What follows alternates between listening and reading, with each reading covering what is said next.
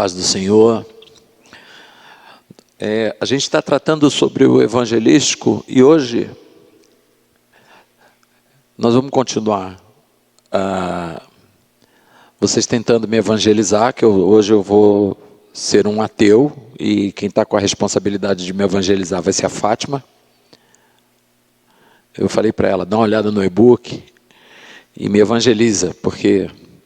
Mas antes da gente entrar propriamente no tema nessa prática, né, do evangelismo, eu quero falar com você sobre estratégias de evangelismo à luz do Espírito Santo. O texto que a gente vai dar uma olhada está em Atos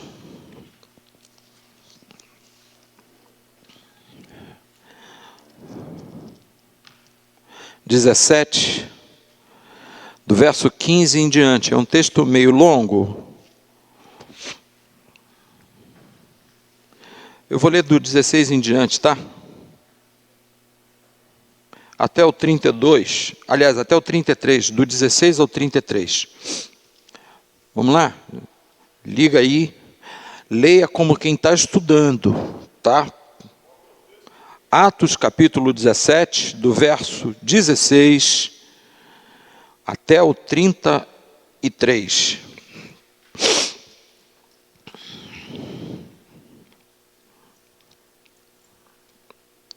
Eu primeiro vou ler esse texto, depois eu vou trazer uma história que é registrada por filósofos antigos a respeito dessa situação aqui. Tá bom? Enquanto Paulo os esperava em Atenas, o seu espírito se comovia em si mesmo, vendo a cidade tão entregue à idolatria. De sorte que disputava na sinagoga com os judeus e religiosos e, todos os dias, nas praças, com os que se apresentavam. E alguns dos filósofos epicureus e estoicos contendiam com ele. Uns diziam, que quer dizer esse paroleiro? E outros, parece que é pregador de deuses estranhos, porque lhes anunciava a Jesus e a ressurreição. E tomando-o, levaram ao Areópago, dizendo, poderemos nós saber que nova doutrina é essa de que você fala? Pois coisas estranhas nos trazes aos ouvidos, queremos, pois, saber o que vem a ser isto. Pois todos os atenienses e estrangeiros residentes de nenhuma outra coisa se ocupavam, senão de dizer e ouvir alguma novidade. Estando Paulo no meio do Areópago, disse, varões atenienses, em tudo vejo que sois um tanto supersticiosos, porque passando eu e vendo os vossos santuários, achei também um altar em que estava escrito ao Deus desconhecido. Diga comigo, agnostos theos. Essa é a expressão grega para Deus desconhecido. Agnostos theos. Depois eu vou te dizer por que isso. Esse, pois, que vocês honram sem conhecer, é o Deus que eu anuncio. O Deus que fez o mundo e tudo que nele há, sendo o Senhor do céu e da terra. Ele não habita em templo feito por mãos de homens, nem tampouco é servido por mãos de homens, como que necessitando de alguma coisa, pois ele mesmo é quem dá a todos a vida, a respiração e todas as coisas, e de um só fez toda a geração dos homens para habitar sobre toda a face da terra, determinando os tempos já ordenados anteriormente, os limites da sua habitação, para que buscassem ao Senhor, se porventura, tateando-o, pudessem achar, ainda que ele não está longe de cada um de nós, porque nele vivemos e nos movemos e existimos. Marque esse versículo na sua Bíblia. Porque nele, ou seja, em Deus, em Cristo, nós vivemos, nos movemos e existimos, como também alguns dos vossos poetas disseram,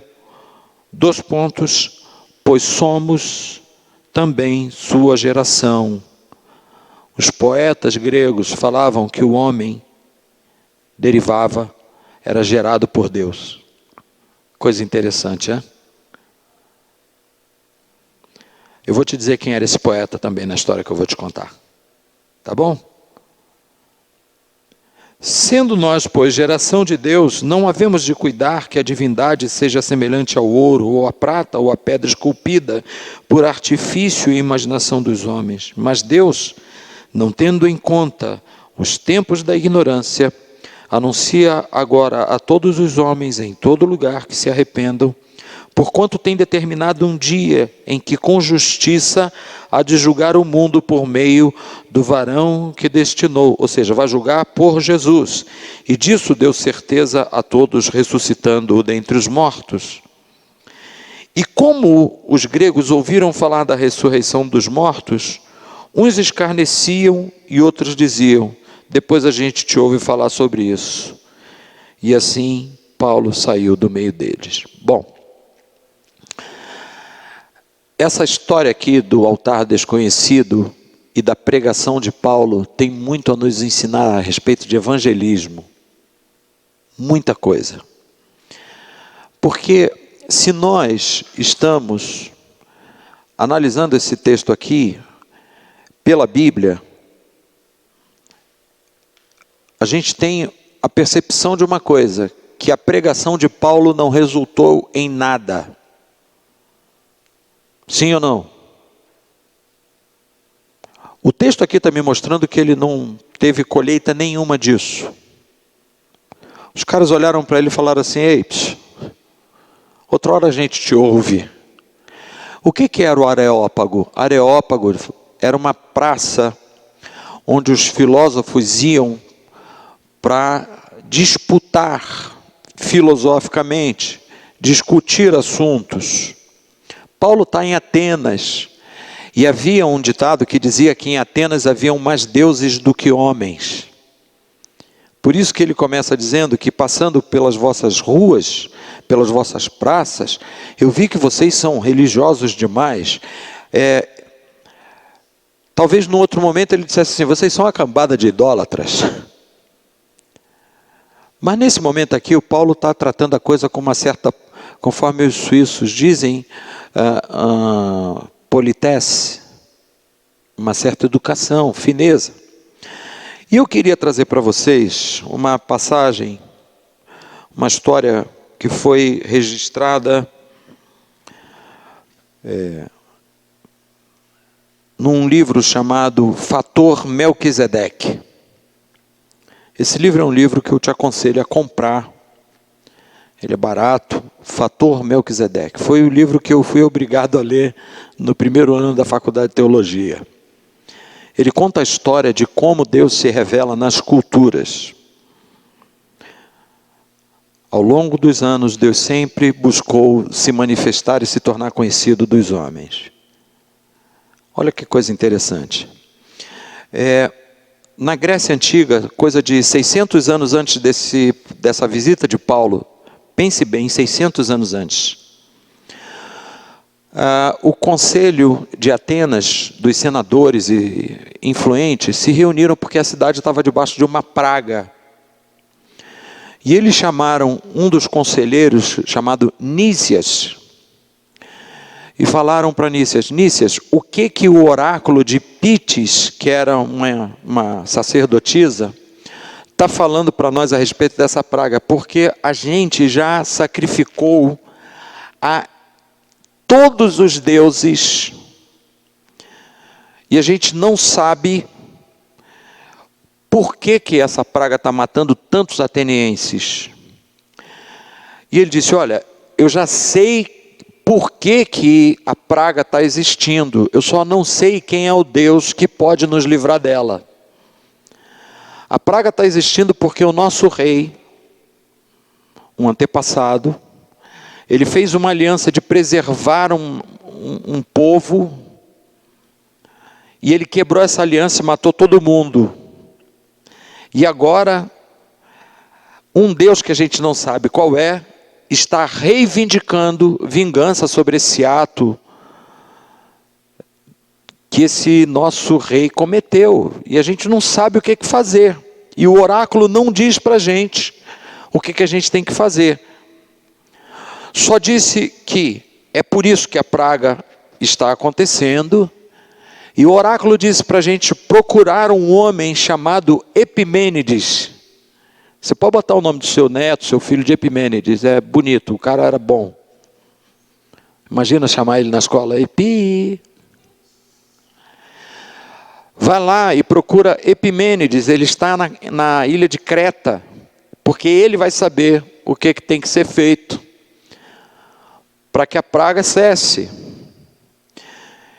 E o Nícias sai do conselho, vai direto para o porto de Atenas, pega um navio, parte em direção de Creta, e chega lá, fala com Epimênides, e o Epimênides vem para Atenas. E aí, quando chega em Atenas, o Epimênides diz o seguinte: amanhã de manhã cedo, nós precisamos ter disponível um rebanho de ovelhas, pretas e brancas. Elas vão ter que passar a noite com fome. E amanhã nós vamos soltar esse rebanho na colina de Marte. Eu preciso que vocês chamem pedreiros. Por quê? A ovelha com fome, o natural vai ser ela chegar de manhã numa relva e fazer o quê? Hoje foi extraordinário, eu sou boa ovelha. Eu não tive tempo para comer, eu tive que tomar um cafezinho só, que eu estava dando discipulado. Mas o natural é quando você está com fome, você comer. A ovelha passou a noite sem comer, acordou com fome, solta ela na relva. Agora, as ovelhas que não comerem, e em vez de comer, se deitarem, vocês vão chamar os pedreiros, e ali onde a ovelha se deitar, vocês vão levantar um altar, e vão sacrificar essa ovelha. Porque esse Deus, ele pode cessar essa praga. Isso é fato, irmãos. Aconteceu essa história. E aí, os caras disseram assim: ô Nícias, com base em que o Epimênides está dizendo isso? Epimênides, com base em que você acha que a gente vai invocar um Deus desconhecido, que a gente não sabe quem é, e que ele pode livrar Atenas dessa praga? Aí o Epimênides falou: eu vou trabalhar com vocês em 3 suposições. São as 3, eu anotei as 3 aqui porque é muita informação no meu HD. A primeira coisa que vocês têm que acreditar é que esse Deus, ele tem interesse em abençoar e livrar Atenas dessa praga. Vocês têm que partir para esse negócio acreditando que esse Deus é bom. Segunda coisa, vocês têm que acreditar que esse Deus é bastante poderoso e suficientemente bom para socorrer o povo ateniense. Então, a primeira hipótese é que Deus é poderoso, ele tem poder para resolver a praga. A gente não sabe como é o nome desse Deus, mas a gente tem que acreditar que ele é poderoso. A segunda é que ele é bom e que ele está interessado em resolver essa situação. E a terceira hipótese é o seguinte: é que mesmo em face à nossa ignorância, ele é suficientemente misericordioso. Cara, isso é muito top. Mesmo diante da nossa ignorância, ele é suficientemente misericordioso para libertar a cidade dessa praga. Por causa dessas 3 hipóteses, façam o que eu estou mandando. E os caras providenciaram o rebanho, soltaram as ovelhas de manhã cedo, e os pastores iam andando atrás das ovelhas. Aqui, em vez de comer, se deitava, onde ela deitava vinha um pedreiro, fazia um altar, marcava aquele altar. E aí, no final da tarde, eles sacrificavam as ovelhas. No dia seguinte, o número de mortes começou a diminuir. Em uma semana, não existia mais gente morta em Atenas. E aí, os caras chamam o Epimênides e diz assim: que Deus é esse? Ele disse, bom, eu não sei o nome dele. Agora, a gente pode colocar nesse altar o nome Agnostos Theos. Deus desconhecido.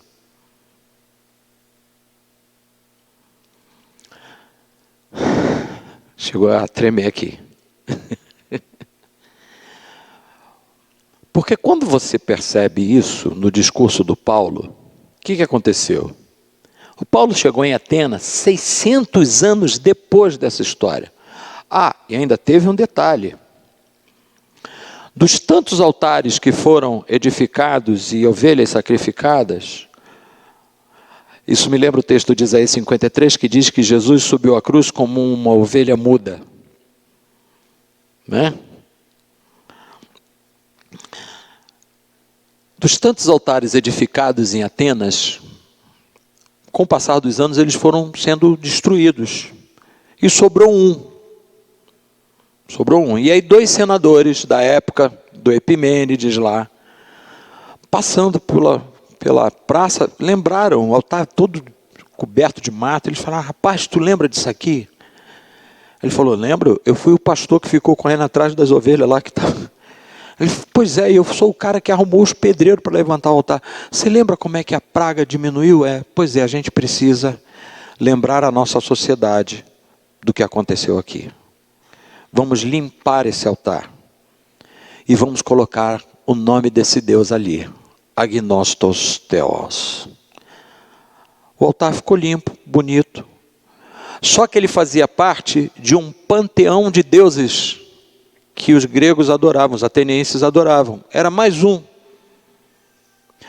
Aí chega o apóstolo Paulo, que conhecia de filosofia e conhecia a história de Epimênides,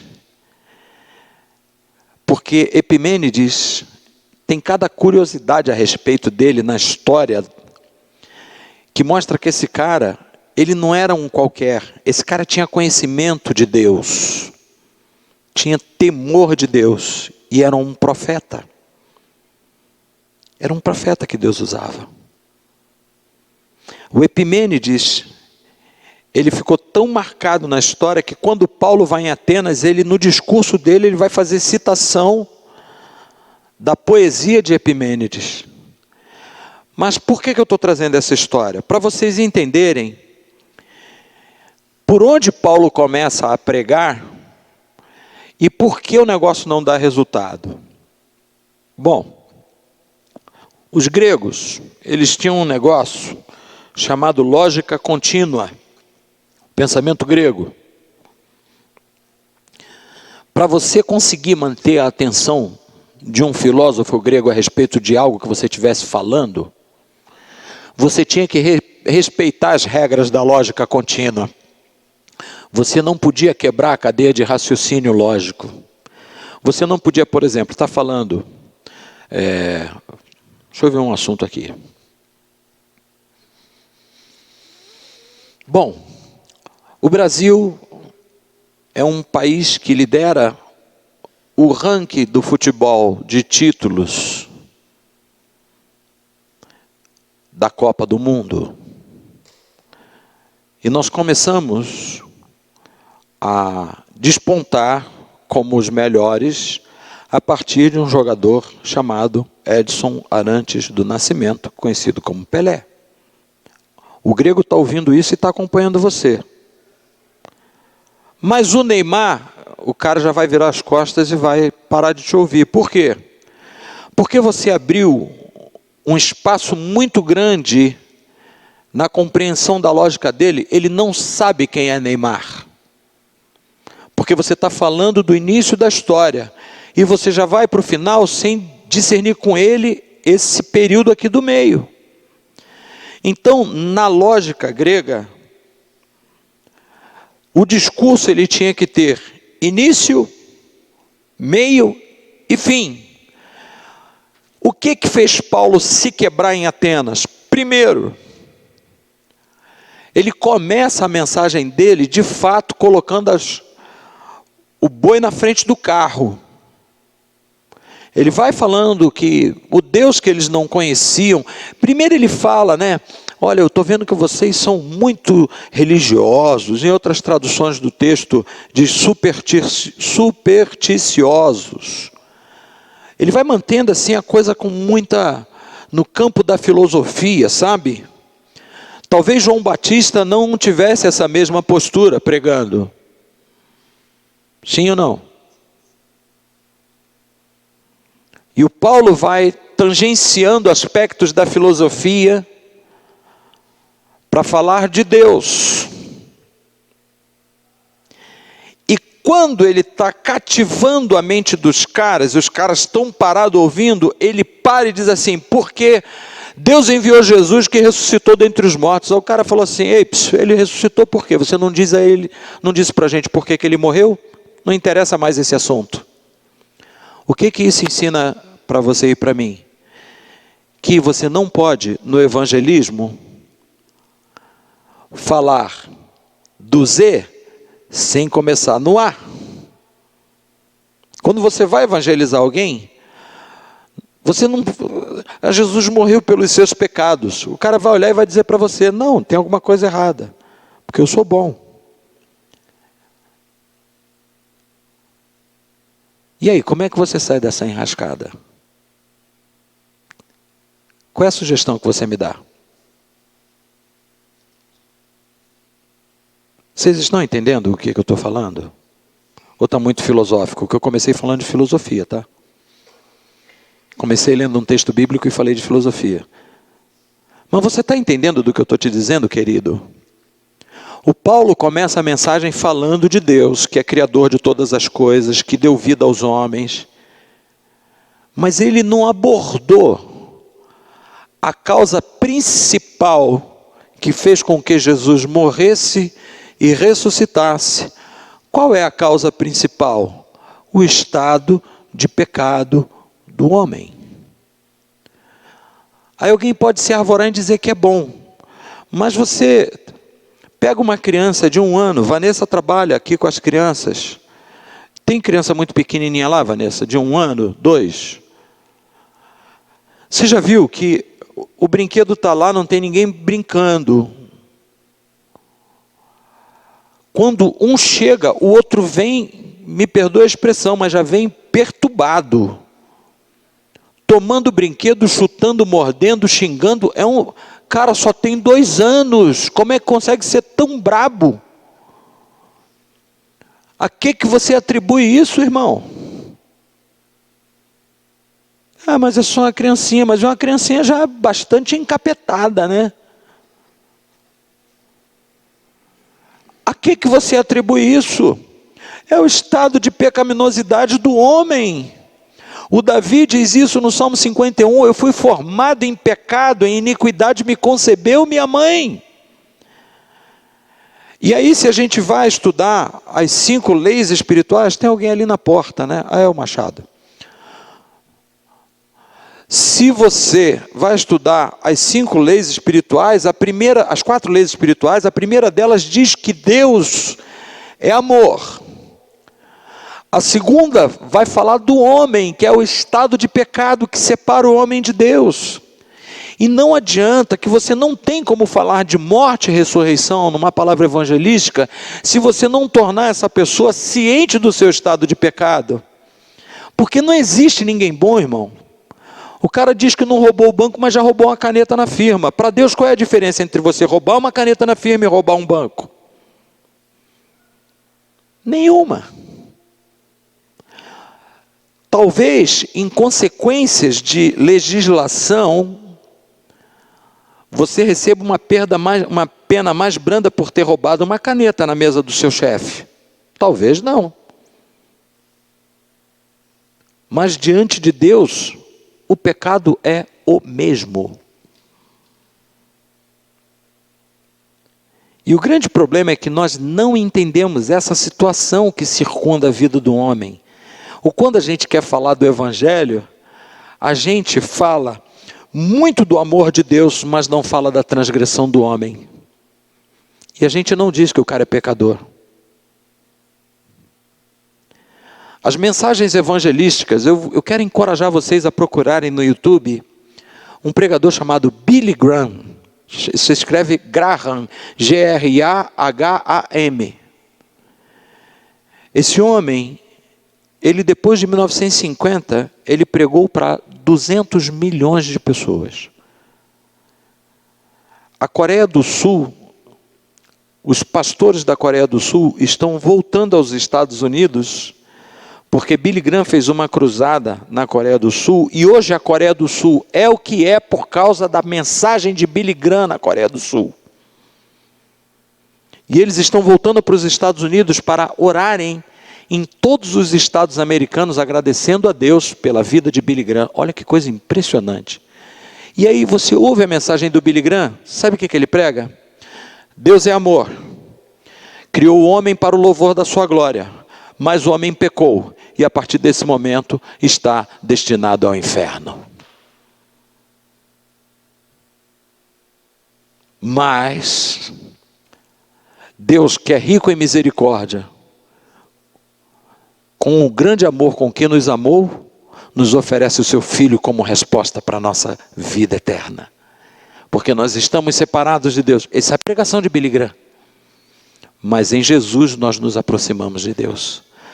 Agora, vamos ser sinceros, quando você evangeliza hoje em dia, qual é o caminho que a gente toma no discurso do evangelismo? Quem me dá uma sugestão aí?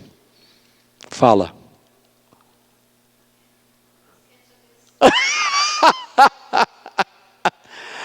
Deus quer te abençoar, querido. É assim ou não é? Você não fala do estado de pecado do homem. E se ele não tem consciência desse estado, ele não vai valorizar a salvação no nível que ela tem que ser valorizada. E aí a gente faz com Jesus com que ele pareça com o carnê do baú da felicidade. Mas não é, irmão, ele é a única coisa que você tem para não ir para o inferno. Ele é a única porta. Então, quando você olha a mensagem de Paulo em Atenas, você entende por que não teve resultado. Aí sabe o que acontece? Versículo 33, 32. Paulo, acerca disso, a gente te ouve outro dia. Paulo sai do meio deles, porque não tem mais o que falar, irmão. Porque sabe qual é o grande detalhe do evangelismo? É que o evangelismo é confronto de realidades. É você olhar para aquela cruz e falar, aquela cruz era minha. Era sua, Anselmo. E você só não está lá porque Jesus assumiu essa conta. E hoje as pregações evangelísticas, elas perdem a coerência e o poder, porque a cruz é o poder de Deus para a salvação de todo aquele que crê. É o poder da morte e da ressurreição de Cristo, porque se Jesus também não tivesse ressuscitado, ele seria um Maomé, um Buda da vida. Sim ou não? Mas ele ressuscitou. E é isso que traz poder à nossa mensagem. Percebe isso, mano? E aí quando Paulo vai pregar em Atenas, ele não fala da morte de Jesus. Ele não fala do estado de pecado daquela sociedade. Ele fala que ele conhecia a história de Epimênides. Ele tentou explicar uma história sem dizer do poder do Evangelho. Ele até fala do poder de Deus. Mas ele não contrasta essa realidade com o estado de pecado da sociedade. E aí ele perde consistência na palavra. Sabe o que acontece? Quando ele chega em Tessalônica, aí depois ele vai escrever a carta aos Tessalonicenses no capítulo 1, pastor Lucas. Daí ele diz assim, porque o nosso evangelho não chegou até vós com palavras de sabedoria ou de persuasão de homens, mas em grande demonstração de poder e no Espírito Santo. Aí mudou o discurso. Por quê? Aprendeu a lição. Aprendeu a lição. E agora ele vai se mover no evangelho de poder. E esse evangelho de poder, ele vai confrontar estruturas. Ele vai colocar o dedo e vai dizer assim, querido, nós todos andávamos desgarrados como ovelhas. Cada um se desviava pelo seu caminho. Mas o Senhor fez cair sobre Cristo a nossa iniquidade. Essa é a maior prova do amor de Deus por você. Percebe a diferença, filhão? E diferentemente daquilo que a Van falou, a Val, perdão, falou, que Deus quer te abençoar, né? Porque isso está no pacote. Vai acontecer. Então, a lição que fica para nós dessa postura de Paulo é que a gente pode não ter o conhecimento da filosofia de Epimênides, nem dos fatos históricos que cercam essa mensagem, mas a gente precisa ter conhecimento de uma coisa: que Deus amou o mundo de tal maneira que deu seu Filho unigênito para que todo aquele que nele crê não pereça, mas tenha vida eterna.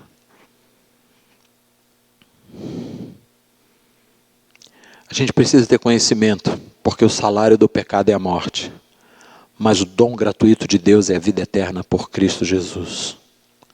E associado a todo esse conhecimento, uma profunda experiência com essa palavra, uma vivência com esse evangelho, que você olha e fala assim: cara, Deus ama tanto você, que Ele enviou Jesus para morrer no seu lugar. Irmão, essa palavra, ela é tão verdadeira que ela, carregada de unção, desmonta qualquer estrutura. Diga comigo, o nome de Jesus é poderoso. O Evangelho de João nos mostra um momento em que Jesus está para ser preso. Os guardas do templo chegam lá no Getsemane e Jesus está lá.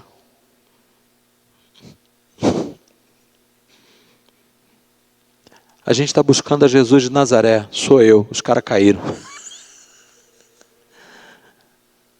Aí levantaram. Quem vocês querem procurar? Jesus de Nazaré. Sou eu. Caíram de novo. Esse é o Jesus que morreu no teu lugar. E é essa a mensagem que a gente tem que pregar.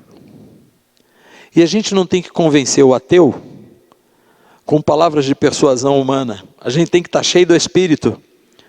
Porque a sabedoria do alto, ela é primeiramente pacífica, pura, cheia de frutos. Amém? E aí você vai olhar para o cara e vai falar assim: irmão, olha só. A gente não vale nada. Mas Deus, com um grande amor com quem nos amou, enviou Jesus e nos deu vida. Se Ele te der ouvido, irmão, está tudo certo. Se Ele não te der ouvido, o problema é dele, mas você não negociou o princípio da palavra. Você não tornou o evangelho gostosinho, porque se for gostosinho demais, a pessoa não se converte. O que muda é a verdade, não o sabor. Entende isso? Lá na Suíça, você chegar para uma pessoa e dizer assim: olha, Deus quer mudar a tua vida. Ele olha para você e fala assim: ah, passa amanhã, vai. Eu tenho uma BMW 2022 na garagem. Eu moro numa casa de 4 quartos. Tenho um relógio de 25 mil francos no pulso. Você quer que Deus mude minha vida? Tem que mudar a sua, que mora no Brasil. A minha não. Deus quer te abençoar. Não, eu sou legal. Eu estou bem. Que tipo de evangelho você vai anunciar? É o evangelho que pega preto, branco, rico, pobre. E qual é esse evangelho? Mas Deus prova seu amor para conosco em que Cristo morreu por nós, sendo nós ainda pecadores.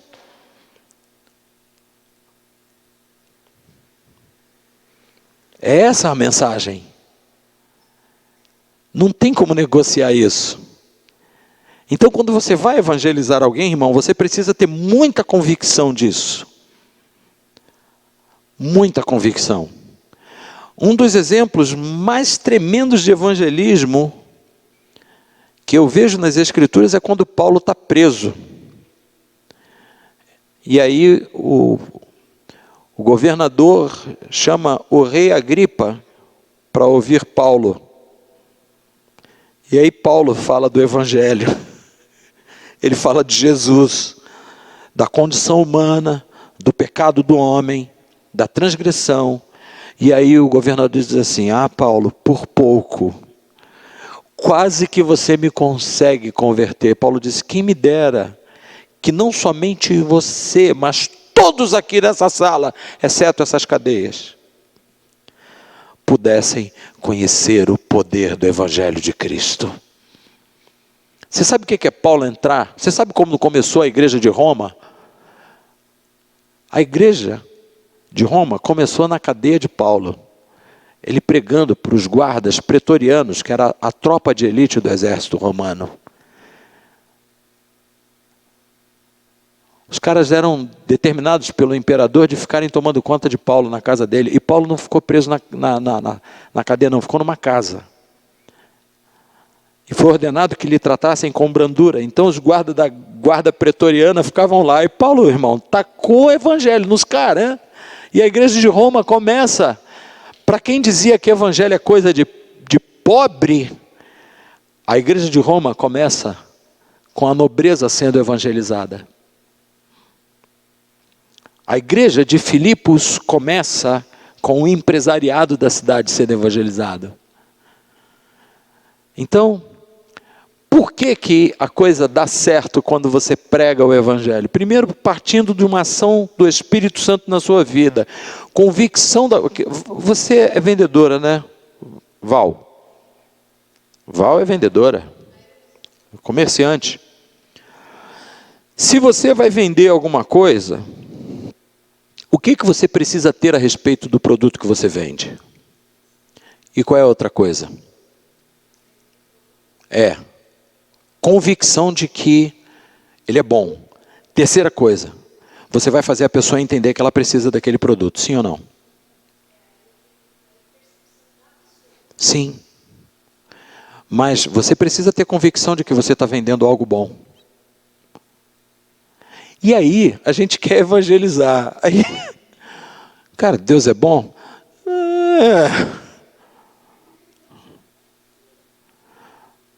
Mas qual é a tua experiência com Deus? O cara vai olhar e falar: não quero. Não quero. Porque a gente tem que ter convicção de que fomos resgatados pelo amor de Deus da morte do inferno, do terror da eternidade, para o reino do Filho do seu amor. E agora olha para mim e vê essa alegria nos meus olhos. Vê essa convicção nos meus olhos e ouça o Evangelho. Você já pregou para um ateu?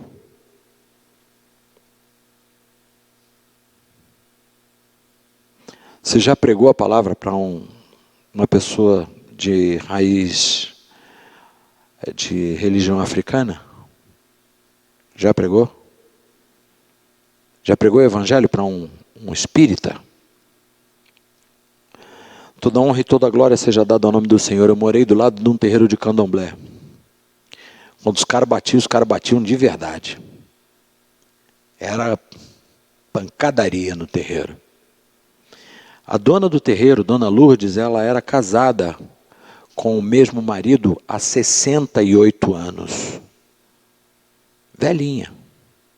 Uma das pessoas mais queridas do bairro. Pensa numa vovozinha assim, gente boa, magrinha. Ela me olhava e falava: pastor, o senhor fala com a gente, né? Eu falei: normal, a senhora me responde. Eu vou falar. Não, porque tem uns crentes que não falam com a gente. Eu falei: ah, é? Puxa vida, então marca aí que eu vou tomar um café na sua casa. Fui lá. Mas sabe qual foi a circunstância que Deus criou, pastor Lucas, para que eu entrasse no terreiro? O esposo dela sofreu um AVC. E eu estava viajando. Quando eu voltei de viagem, ele estava chegando em casa. Os caras tirando ele do carro, pegaram, querendo tirar o velhinho no muque. Eu falei: não, peraí. Aí, dona Lourdes, pega uma cadeira aí, uma cadeira dessa, botamos o velhinho na cadeira e vamos carregar o velhinho na cadeira, para ficar confortável para ele. E eu falei, o que aconteceu com o senhor Amadeu? Pastor, ele teve um AVC, ficou internado, e ele com a cabeça toda enfaixada, operaram, e ele perdeu o movimento da cintura para baixo. Aí na hora eu falei assim, Jesus, não deixa ninguém dar cadeira de roda para ele. Eu quero criar uma situação que eu possa evangelizá-lo. E eu vou dar essa cadeira. Irmão, eu saí do terreiro, botei ele lá no quarto dele, com o pessoal. Pastor Lucas, saímos do terreiro, fui direto num amigo meu. Rapaz, preciso de uma cadeira de rodas agora. O cara falou, mas alguém sofreu acidente? Eu falei, não interessa, me arruma uma cadeira. O cara me arrumou uma cadeira, eu levei a cadeira no posto, enchi o pneu, lavei a cadeira, deixei ela novinha. Voltei lá na casa da dona Lourdes no dia seguinte. Dona Lourdes, cadê o Amadeu? Ele está lá em cima. Eu falei, olha, eu trouxe uma cadeira de roda aqui. Ela falou, não, teve um pessoal aqui, né, meus filhos de santo, falaram que ia trazer, não trouxeram. Aí eu falei, não, mas é que eu trouxe. O que importa é que eu trouxe. Posso ir lá ver o senhor Amadeu? Ela falou, pode, inclusive eu fiz um café e um bolinho agora. Eu falei, comigo mesmo. Irmão, você não come, não? Eu tenho medo. Mas tem gente que não come, né? Não, ela é macumbeira. Eu falei, e daí? O trigo não é, pô? O leite não é? O açúcar não é? Eu vou cair dentro do bolo. Bolo quentinho, irmão, passando a manteiguinha doriana assim, ó. E o Amadeu lá no segundo andar da casa. Acabei de comer o bolinho, tomei o café, e os capetas lá do terreiro, lá me olhando, as estátuas grandonas assim, os bichos tudo, eu estou nem aí comendo meu bolo, tranquilo e calmo, aleluia, louvado seja Deus, me dá mais um pedaço. Dona Lourdes, vamos subir que eu quero falar com o senhor Amadeu, a senhora deixa eu orar com ele? Ela falou, claro, o senhor vai orar com o meu Amadeu? O sobrinho dela, irmãos, era chefe de torcida da Raça, que é a torcida mais violenta do Flamengo. Sabe como é que era o nome do menino? Pirata. Ele tinha um olho assim. Pensa um cara dessa idade, lutador de Muay Thai. Ele olhava para mim e falava assim, aí pastor, comigo é só na porrada. Era. Primeira vez que eu fui falar com ele, ele olhou para mim e falou assim, eu não te conheço. Eu falei, eu também não te conheço, eu estou sendo educado, seja pelo menos educado. Está pensando que porque tu é grande não pode ser educado? Aí ele falou, quem é o senhor? Eu falei, eu sou o pastor, teu vizinho, rapaz. Não tava... Aí eu subi lá na casa. Quem é que estava no terreiro? Ele. Subi lá no quarto do senhor Amadeu. Senhor Amadeu, tudo bom? Falei, o que houve, Amadeuzinho?